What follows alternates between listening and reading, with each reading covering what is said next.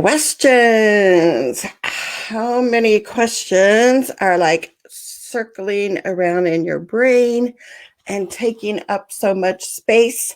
We want to get answers to those questions today so you can feel comfortable with all the chaos that's happening and bring in some calm, right? So welcome. If you're watching live or on the replay, type in your questions because this show is all about your questions because I know that there's so much going on. And as an advocate, as a parent, as a retired teacher, I so identify with how stressful this can be. We have our grandchildren that are coming over for homeschooling while their parents work at home. So I totally get the frustration, the stress of getting everything organized, making sure we're on top of things. So what are your questions? Are they about IEP issues and services that your child is or is not receiving? Is it about, do you have a question about what you can do with an empty toilet paper roll as a science experiment? So let me know your questions, or we're going to start talking about science experiments with toilet paper rolls. If you're new, I'm Charmaine Tanner, and I am a full-time advocate for families. I, in my past life, was a teacher, a special education teacher for 15 years, a classroom teacher for 15 years, and I have a son, Dylan, with Down syndrome. So I have some advocacy tips that we can start off with while we're waiting for our shy people to come in and say hi and post a question. So let's go right over here. So these are some advocacy tips for you to start that important paper trail now that school looks totally different. So my first advocacy tip is to make sure that you're gathering documents, all kinds of documents that pertain to either the educational or related services that your child is going to be offered while school is closed. Collect documents from your State Department of Ed, your district, or your school websites. Collect email correspondence, anything pertaining to the coronavirus and what your child is or isn't getting right now. So say hi in the comments. Let us know what education looks like now for your child and what's happening. One of the things that you can do is to make sure that you are keeping all those important emails from teachers, from the director of special ed, that explains what those services are going to look like. Because down the road, you may need those documents. The other thing that you can be doing is going to your State Department of Education's website. A lot of them have been having webinars for states or for district special ed directors. That's like a perfect thing for you to go watch the replay and see what your own State Department of Education, what kind of advice they're giving to the district special ed directors. So kind of be a snoop. Go around and find some information. Your State Board of Education, they are having, they're still having meetings. Most of them are being streamed. Go to your State Board of Education website, sign up for the email, sign up for notifications when their next meeting is going to be. And if this seems like overwhelming, it's like, Charmaine, I'm already trying to do enough. You and your friends gather together and you split up these different kinds of tasks to do. One of your friends can go to the State Department website. One of your friends can go to the State Board of Education meeting. See that virtually. Get together, start sharing resources. even though we're sitting in our individual houses, there's got to be a way that we collectively bring together our efforts. And as an advocate, that's what I help parents do. When parents are working with me, no matter what state, I go to these different state department of education websites, and I do look up what's happening in those states so I can help parents in a variety of states. But let me know, what are your questions? Because we're here to try to get some answers, try to get some things that are going to be calming and actually helpful for us. So I have another advocacy tip, but please post your questions so we can talk about those too. So let's go over here. My next advocacy tip is, if you don't have a current IEP and progress reports, email and request them. They'll be needed if you request extended school year and or compensatory services. Hey, Chris. Hey, Lisa. So I see we have a question. Let's go over to our question, and then we can come back to that point in a minute. So let me show.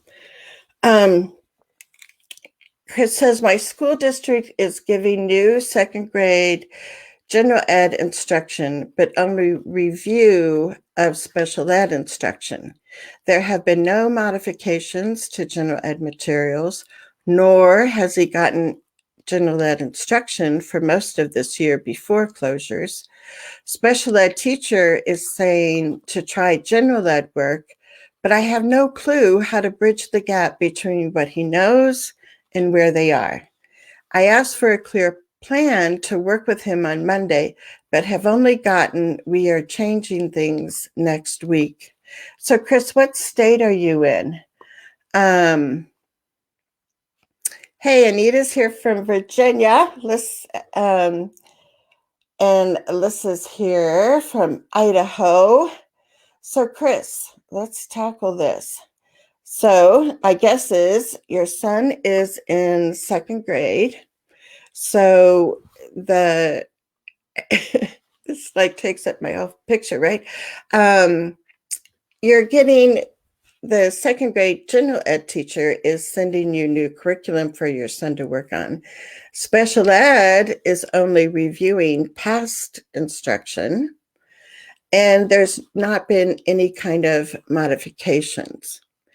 And when you ask for something specific, they're only giving you the vague answer of, we're trying to do things and we're changing things next week. So first of all, think of the things that are positive. So is it positive that you're getting things from the general ed teacher? Yes, and keep those channels of communication open.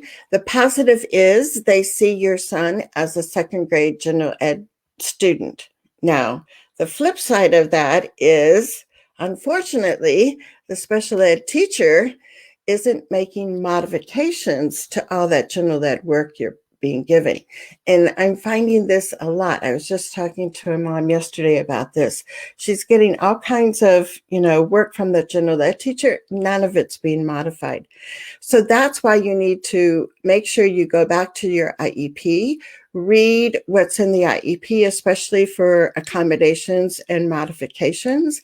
And if you're not seeing any of those done, you need to send an email and be really specific about, in order for my child to receive a free, appropriate public education, even during this, kind of crisis situation, I would expect that my son would still receive accommodations and modifications for his work. And then you need to make a specific request of what you want, and also a date when you want to receive it.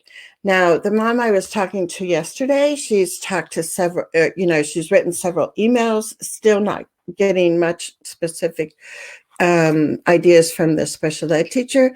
So to me, once you've been trying to communicate, with the special ed teacher and you're not getting anywhere, then the next time you email, you need to bump it up and you need to copy the special ed director of the school district. That director needs to know and have a pulse, right? A feel for what's going on in the district. And a lot of times just doing that will trigger for the special ed director to have a little conversation with the teacher saying, no, we really need to be providing this. And Chris said, is it wrong to work on material at his level instead of general ed instruction? So I'm not quite sure what you mean by is it wrong?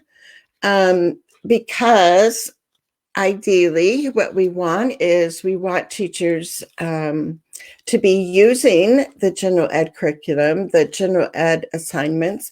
But if your child needs modifications, make those modifications. Now, the modifications are what's going to bring it to a level where your child can be successful.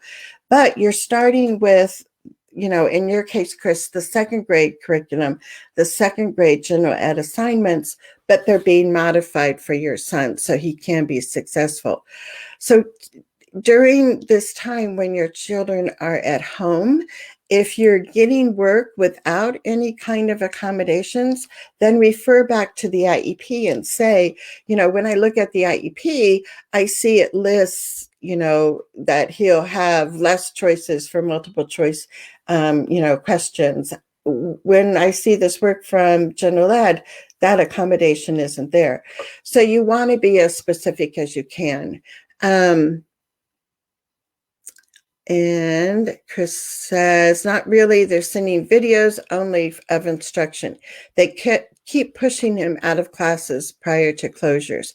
So yeah, or they kept pushing him out of classes prior to closures. So yeah, so Chris, it sounds like they don't actually consider your child to be a second grader, right?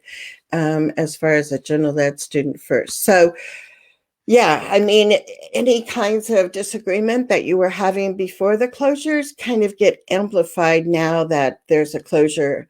One of the suggestions is to make a written request for an online IEP meeting now to clear up some of these things.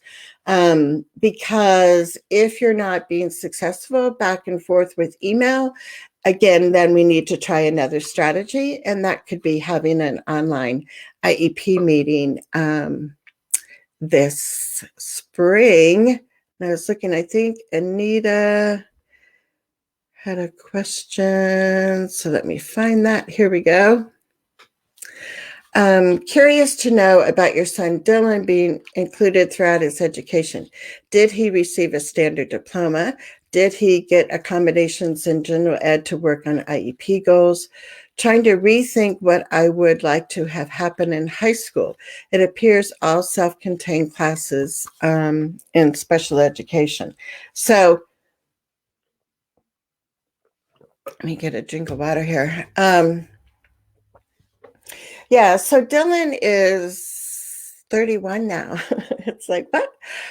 He has Down syndrome. And we just really were assertive about having him included throughout school. So when he was 3 and going to preschool service, or, starting to get preschool services, we advocated for a community preschool, not a special ed class that had, the preschool there. Just to make the story real short, we had lots of meetings, couldn't agree. We filed for due process as parents over the issue of least restrictive environment. And luckily, we were able to settle for mediation. But, what he had, I think probably in all of his classes in elementary school, there was a paraeducator in the class. And what we did is assign the paraeducator for the class, not for Dylan, but she was there to provide extra help for Dylan and anyone else that needed it. In elementary, it seemed pretty easy. Teachers were really attuned to starting where the child is, bringing them, to next steps. And teachers were pretty open to having Dylan be included. Of course, there's those fears, right? And so you have to address those fears and develop those relationships where they'll feel comfortable sharing their fears with you. Middle school was like a huge bump in the road. They just really didn't get the concept of inclusion. So it took a lot of work working with the teachers there to show them examples. They would send home homework. My husband and I would modify it, send it back, say, this is what we really need to see for Dylan. So over time, there were some wonderful middle school teachers that got the idea, and that was pretty successful. High school was probably a lot easier than middle school for us as far as inclusion for Dylan. High school, you have so many choices. You can take a business math class and it counts as a math credit. You don't have to be in the special ed room with the special ed kitchen. You can, if your school still offers it, you can take those home ec classes, which they don't call it home ec anymore. So look for typical classes in the high school curriculum that, Anita, for your daughter to be able to be connected with, and what her interests are, and to start looking at the high school website now, and they usually will list the different courses that they have, and that would be one step. And Anita, since you're a parent trailblazer, we can continue this conversation there because I can give you even some more specific ideas. So thanks. Who else has a question? Lisa, how are things going for you? I just, the other thing that you could post in the comments that would be interesting is like when they think your school is going to be back in session. I don't think we're going to have school for the rest of the year. Let's look at some more advocacy tips. And so this goes with one of the ones that we had just talked about, was make sure you read over your child's IEP goals now and what their accommodations and modifications are.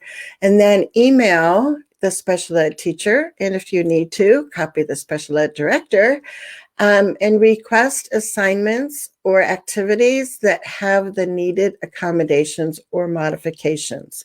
And then just a friendly reminder, right? We always want to be saving copies of the email. Down the road, you may want to ask for extended school year services. So knowing what your child was working on this spring, knowing what goals maybe need to be continued for extended school year, you want to keep track of all the things that your child's been doing this spring. And just kind of a tip, and we're not going to go into it that much today unless you have a question about it. But there is a real distinct difference between extended school year and compensatory services to make up for lost time.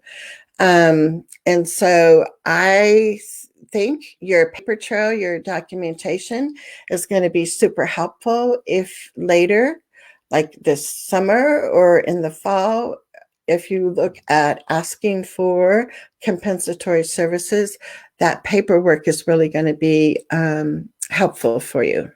So let's look at another tip for you, is to take deep breaths and know we will get through all of this. Because the more we know and do, the more change we can create. And I firmly believe in that. And like I was saying, we need to band together and we need to share information. I don't expect every parent to go and look up what the new CARES Act said. As an advocate, I find that my job is to kind of synthesize when I read all these articles, read all these letters from national organizations, and I try to pull out the key things. So speaking of, I do have, I think next is my slide about how to use a paper or toilet paper roll as a science experiment. So let's have a moment to look at science. Here you go.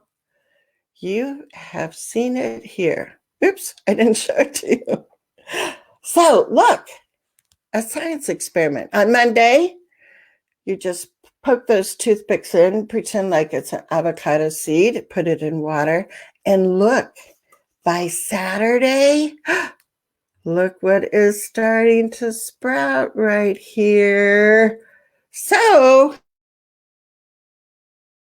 answer today, you're also getting an idea for a science experiment. But let's go on to the CARES Act. And I'm going to keep looking over here for comments or questions. But there's a couple things that I want you to know about the new law that was just passed and how it's going to affect you or your kids, right?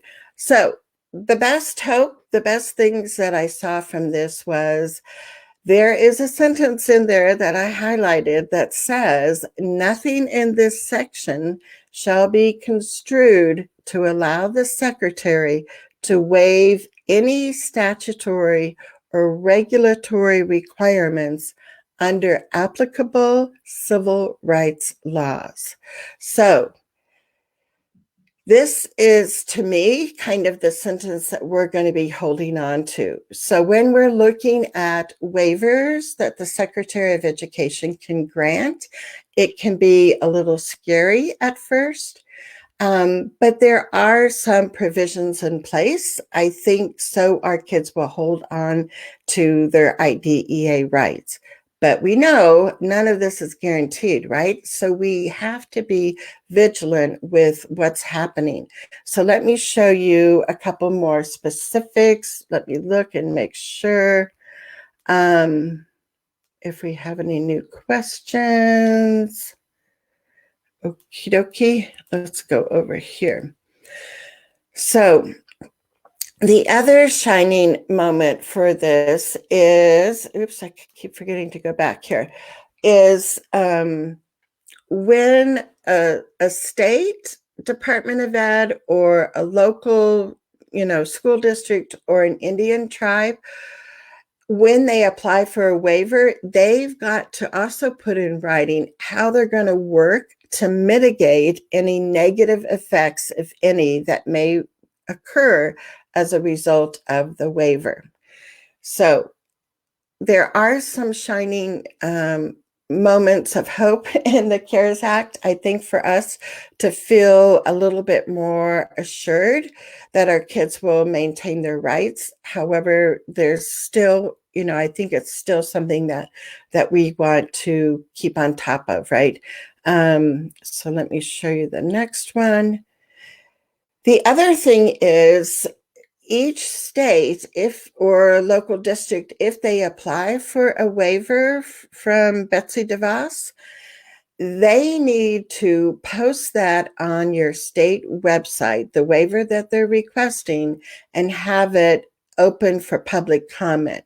So this is another time where you want to have a circle of allies that can help you, because not all of us have the time nor the desire to monitor the state website to see what waivers are being put up there. So that's one thing, if you're working with an advocate, that you can ask your advocate to do, to keep track of that. Because that's something that I do for the parents that I work with in the different states that I work with. So there's going to be some measure of accountability, some measure of transparency, but it's not going to be on a billboard driving down the highway. It's going to be buried someplace, probably on your State Department of Ed's website. So we got to be looking for where that's going to be. Now, the other thing, and I think this has been kind of talked about a lot on Facebook,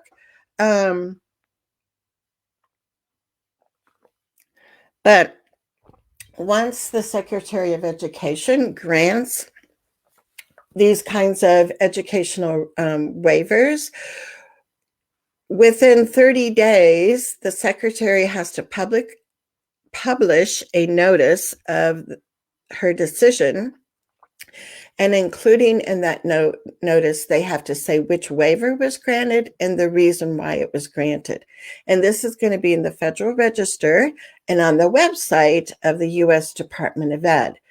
So this is another place for your friend that likes to be on the internet and do research to keep track of. You can look on your State Department's website. You can also look on the U.S. Department of Ed's website and see what kinds of waivers are being requested for your state, see which waivers were actually granted by the Secretary of Education. Oops, end of slideshow. So those were the highlights of some of the positive parts of the CARES Act. I keep forgetting to tell you guys, if you want to get like the key takeaways from today, let me put this up. Just type the word waivers in the chat box. And what I'll be emailing to you are the advocacy tips that we talked about at the beginning of the show, specific things that you can do now while your school is closed. And also, I'll be sending more information on the CARES Act, the positive, and also the parts we didn't talk about today, but there are some parts in there that are concerning to me as an advocate, and I just want to make sure that I can point those out to you. So, Andrea, hey, she said waivers. Sean said waivers. Yeah, and hopefully my IEP bot is working. You type in the word waivers, and then you should get a message that says type the word waivers again, and then you should get a third message where you type in your email. And so I can email these out to you on Tuesday morning. So what other questions do you guys have? Andrea says, thank you for all you do. You're welcome. I mean, to me, it's like interesting. And I feel like it's this detective work, which I think is fun to go looking for all this information for you. And I know, you do not have time as a parent to be able to doing this kind of stuff. So Jen, hey, Jen, how are you? She said, our State Department of Education has stated, please note, if a school closure causes educational services for all students to pause within the school or district, then the school or district is generally, so that's a key word, is generally not required to provide services to the affected students eligible for special education services during that same period of time. So Jen asked, do you consider a district offering optional educational activities to do at home as an educational service? So look at that question. That's a great question. I know. It's like, I keep thinking I want to buy a bag of Depends and hold them up each time, because it's like, it depends, right? So there are so many things that are up to, interpretation, right? So, educational services, if they call them, optional, or I know some districts are sending out suggested enrichment activities. I don't know. That's a slippery slope, and I think it's going to probably take some meetings to kind of iron that out. So to me, when you get information like that from your district and it's kind of nebulous, then I suggest following up with an email, and maybe even having an online IEP meeting. Now, the advice that I have for all the parents having online meetings this spring, and type in the comments if you've had an online IEP meeting yet or not. My suggestion is, if you have an online meeting to talk about things like this and make sure exactly what your child's going to be getting, is that you ask the person to record the meeting. Like if they're using Zoom, it's real easy. They can even have a checkbox that, each time they do a Zoom meeting, it's automatically recorded. So ask for the special ed teacher to record your online meeting and then to send you the link for it. And then plan B, your backup, is to use some kind of, app on your phone or whatever to also record that online IEP meeting. And then in case something happens and the school district link doesn't work to the recording, you want to keep that habit of recording your IEP meetings. I really suggest that you use otter.ai. It's a free phone app that you can use. Not only do you get the verbal recording, the audio recording, but you also get a transcript for free of the meeting. So I really suggest that you do that. And Betty's here. Hey, Betty. So what other questions do you guys have? I'm going to scroll and make sure I'm not missing any. And so, yeah, it's like I said, there's just a lot of things that are still up in the air. And it's just going to take some time, right, to get through everything. And I want to make sure. Oh, good question, Sean. She says, where do you look for waivers that have been applied for? So your State Department of Education is supposed to be putting those on their website. So, Sean, what state are you in? And the other thing, if anybody needs help, you can tell me what state you're in and I can help navigate through their website because sometimes it's hard to find things. And I would be happy to do that for you guys. So let me know what state you're from and if you need some help navigating that State Department website. Usually the State Department website will have a tab for special education, or sometimes they call it federal programs. And so within the big State Department of Ed website, there should be a section just for special education. And that's where you want to be looking, unless it's a waiver like that a lot of school districts have already gotten, which is a waive of not having to do state assessments. So to kind of, I don't want to compound everything, but the other part of education is the Every Child Succeeds Act. And that applies to every student, whether they're, receiving special ed services or not. And that's the act where some of these recent waivers have come from, as far as, not, like I said, not having to do the state assessments this year.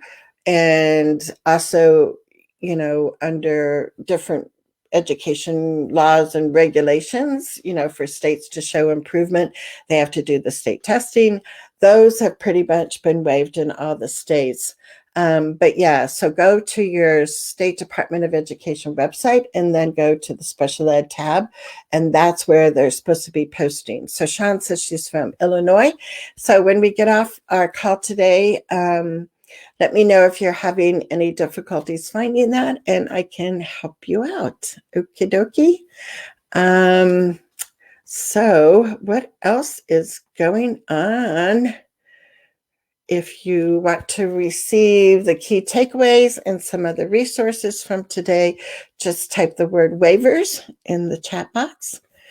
And I'm going to do a quick review of the advocacy tips that we shared at the beginning. So let me see if I can get this set back up and we can start and go. So starting your paper trail, because Unfortunately, when our kids are at home with us, there's still a lot going on, right? As far as, emails back and forth, all of those things are going to be really important. So these are some of the documents, that you want to start gathering. You want to find your IEP, your progress reports, any documents from your State Department. Look on your district and school websites, any email correspondence, all of that kind of stuff. You want to start collecting now and keeping that organized. If you don't have the current IEP and progress reports, email and request them. Especially progress reports are going to be really important if you're considering asking for extended school year and or compensatory services, and know that those two things are very different. The next thing is to read over your child's IEP goals, accommodations, modifications, and email a request that the assignments and that the optional work or whatever they're sending home has the accommodations and the modifications already applied in them. And then take deep breaths and know that we will get through this, right? So I appreciate all that you're doing. I appreciate that you are doing the best that you can. And I also want to give you permission to let your child have more screen time than you usually would. Give yourself permission to lock the bathroom door and take a break.